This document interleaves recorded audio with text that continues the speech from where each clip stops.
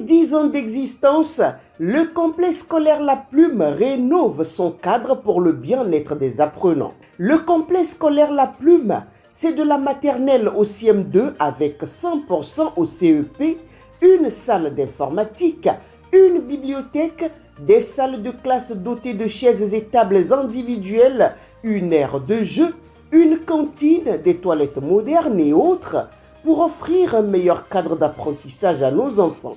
Donnez-leur la chance de réussir brillamment et sainement en les inscrivant au complexe scolaire La Plume, situé à Tinvier, dans la ville de Porto-Novo. Contact 00229 61 16 96 69 ou encore 00229 99 15 40 30. Au complexe scolaire La Plume, nous formons réellement l'élite de demain.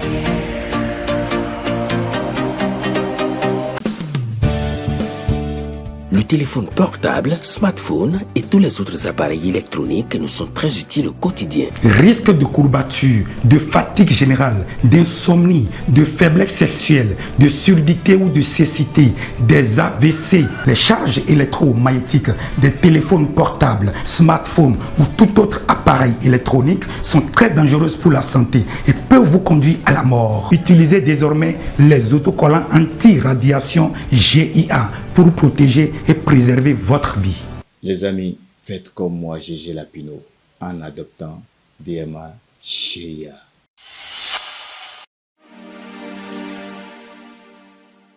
Amis internautes de Guéri TV Monde et lecteurs de Matin Libre, bonjour. Bienvenue dans la revue des titres de votre quotidien en sa parution de ce jeudi 29 août 2024. Conflit entre agriculteurs et éleveurs, mettre fin aux tueries, Talon n'y est pas encore, fait constater mon confrère. Les agriculteurs dans leur champ se meurent. Ils meurent sous les coups de poignard de leurs rivaux de tous les temps. Les éleveurs qui eux aussi ne sont pas exempts de misère. Tout ceci au mépris des réformes du gouvernement du président Patrice Talon. Pendant ce temps, la peste porcine sévit à Perere. La peste porcine sévit dans la commune de Perere, dans le département du Borgou. Selon le service réglementation et contrôle de la direction départementale de l'agriculture, de l'élevage et de la pêche du Borgou, le premier cas a été détecté au début du mois de juillet 2024 et on dénombre plus de 200 morts dans les élevages de porcs actuellement. On poursuit la revue des titres de votre quotidien. À Malanville, des commerçants sont fâchés contre la douane locale, nous apprend votre quotidien. Mécontentement et déception sont les sentiments qui animent les commerçants de la commune de Malanville. Et pour cause, leurs produits vivriers restitués contre le paiement d'une amende se trouvent dans un état de pourrissement. Ces produits, des céréales en grande partie, ont été saisis par la douane locale dans le cadre des mesures restrictives prises par le gouvernement relativement à la fermeture de la frontière avec le Niger. Politique pour poursuivre la une de votre quotidien. Dans la 20e circonscription électorale, Roland d'AFA, fidèle au BR, constate mon confrère. Dans la 20e circonscription électorale, un jeune se fait distinguer par son efficacité dans la discrétion. Roland d'AFA, ancien maire d'Adjoou, force l'admiration par son parcours inspirant et ses réalisations alors qu'il était maire. Affaire Frère Ounvi, Korogoné demande aux mises en cause de faire confiance à la justice togolaise. L'enlèvement de Steve Amoussou, connu à tort ou à raison sous les pseudonymes de Frère Ounvi, a suscité la réaction de Sabi Sira Korogoné. Sur sa page Facebook, l'acteur politique béninois dénonce une situation qui détériore l'image du Bénin et plaide pour un procès équitable et juste. Les Béninois demanderont des comptes, rassure-t-il, car pour lui, cette affaire est la goutte d'eau de trop. L'avant-dernier titre à la une de votre quotidien. Après son décès, Tibus Adagbe apprécie le vécu de Razaki Babatunde Olofendi. Le Bénin vient de perdre l'un de ses valeureux fils en la personne de Razaki Babatunde Olofendi. Au micro-dossier FM, l'autobiographie et ancien conseiller à la communication de l'ancien président de la République Boni Yayi, aux côtés de qui ils ont œuvré ensemble, apprécie la vie de l'homme. Dernier titre pour boucler la revue des titres de votre quotidien. Restaurer l'élite nationale, le trône de Bianzien à l'entrée du port de Cotonou. Une idée de Kloubou Noumovi Agouessi. Dans le souci de restauration des nombreuses figures africaines ignorées ou dévalorisées, l'homme sollicité pour le trône du roi Bianzien vise à promouvoir un sentiment de reconnaissance reconnaissance historique, de fierté collective et surtout de réparation psychologique. Rendre hommage au roi Bianzin et ériger son trône à l'entrée du port de Cotonou aura des impacts significatifs sur le peuple béninois, fait constater Kloubou Noumovi Agouessi. Les détails sont à lire aux pages 6 et 7 du quotidien Matin Libre. Amis internautes de Guéri TV Monde et lecteurs de Matin Libre, ainsi s'achève la revue des titres de votre quotidien. Merci de nous avoir suivis. À demain.